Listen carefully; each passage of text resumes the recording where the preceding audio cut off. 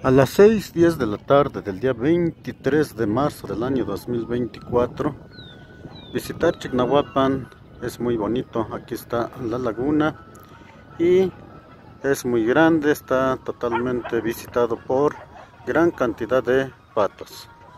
Estos animalitos son patos, una preciosidad de patos. Hay muchos peces y cangrejitos de agua.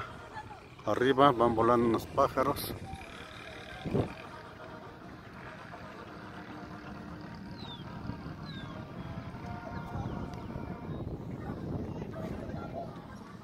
Mucha agua, mucha agua. Felicidades quienes están cumpliendo años. Mujeres y hombres de todo el mundo, muchas felicidades. Gracias. Buen día, los saluda el profesor Fernando Rivera Gómez.